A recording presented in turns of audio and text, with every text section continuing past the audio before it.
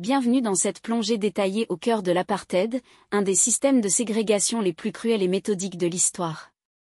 Aujourd'hui, nous explorons en profondeur chaque étape, depuis la mise en place de lois sévères en 1948 jusqu'à la résistance courageuse et l'abolition du système.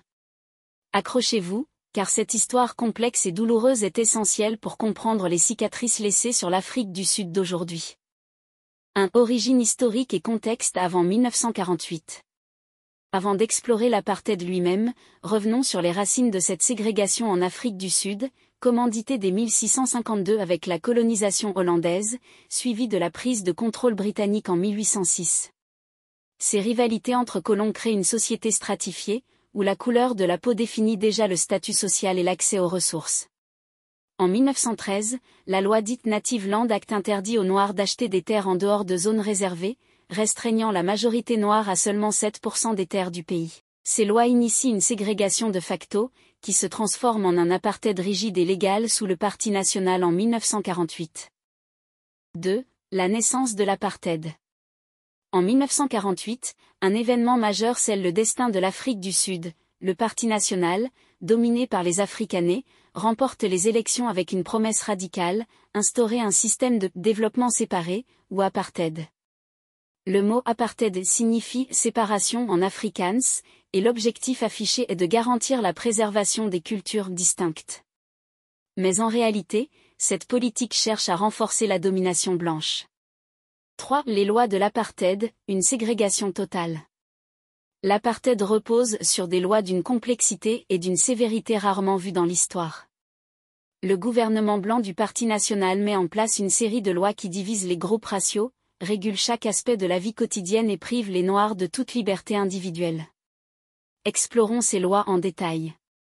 Population Registration Act, 1950, cette loi impose à chaque Sud-Africain de s'inscrire dans une catégorie raciale, blanc, noir, indien ou métis. Ce classement racial est déterminé par des inspecteurs qui utilisent des critères humiliants, tels que la couleur de la peau, la texture des cheveux, et même des tests physiques, pour trier les citoyens en fonction de leur race.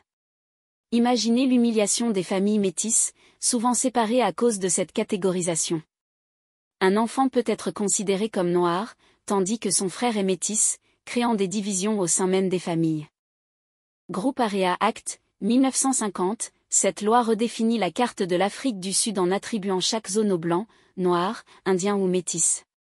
Les blancs accaparent les meilleures zones urbaines et économiques, tandis que les noirs sont déplacés de force dans des townships éloignés des centres économiques.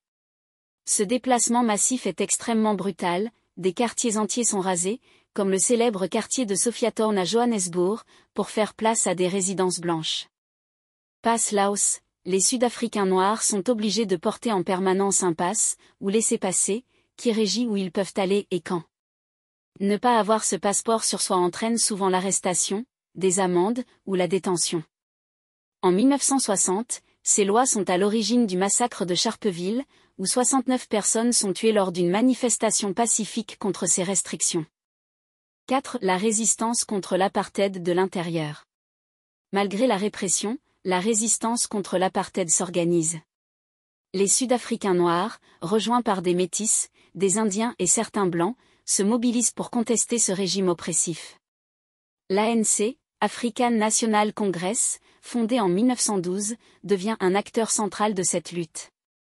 En 1955, lors du Congrès du peuple, l'ANC et d'autres organisations adoptent la Charte de la liberté, un document visionnaire qui appelle à une Afrique du Sud démocratique, où chacun a des droits égaux, indépendamment de sa couleur de peau. Mais la répression se durcit. 1. Le massacre de Sharpeville, 1960. Le 21 mars 1960, une manifestation contre les Pass Laos se déroule à Sharpeville. La police ouvre le feu sur la foule pacifique, tuant 69 personnes. Ce massacre choque le monde entier et radicalise la résistance. L'ANC décide de passer à la lutte armée et fonde son bras militaire, Umkhonto we Sizwe, ou la Lance de la Nation, dirigé par Nelson Mandela. 2. La conscience noire et Steve Biko. Dans les années 1970, Steve Biko fonde le mouvement Black Consciousness, qui prône la fierté noire et l'émancipation psychologique face à l'apartheid. En 1977, Steve Biko est arrêté et assassiné en prison. Sa mort devient un symbole de la brutalité de l'apartheid et un cri de ralliement pour la résistance. 5. La pression internationale et isolation.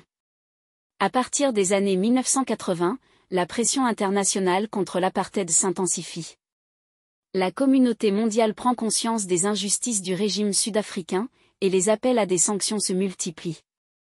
L'Organisation des Nations Unies, ONU, et de nombreux pays occidentaux imposent des sanctions économiques contre l'Afrique du Sud, espérant que cela affaiblira le gouvernement. Les États-Unis, l'Europe et d'autres grandes puissances imposent des embargos sur des produits stratégiques, réduisent les échanges commerciaux, et interdisent les ventes d'armes à l'Afrique du Sud.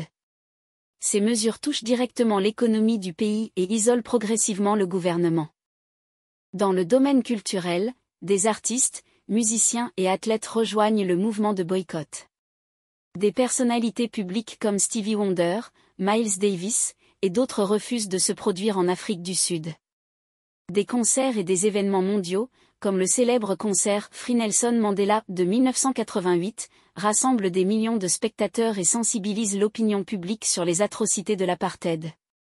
Cette pression croissante se fait sentir. Les grandes entreprises commencent à se retirer d'Afrique du Sud pour éviter d'être associées au régime oppressif. Les campagnes de désinvestissement gagnent en popularité, notamment dans les universités américaines, où les étudiants manifestent pour que leurs écoles cessent d'investir en Afrique du Sud. Petit à petit, le régime se retrouve isolé et sous une pression mondiale sans précédent. 6. La fin de l'apartheid et la transition démocratique. Au début des années 1990, le régime de l'apartheid est affaibli, tant par la résistance interne que par la pression internationale. En 1990, un événement historique marque un tournant. Nelson Mandela, figure de la lutte contre l'apartheid, est libéré après 27 ans de détention. Sa libération symbolise le début de la fin pour l'apartheid.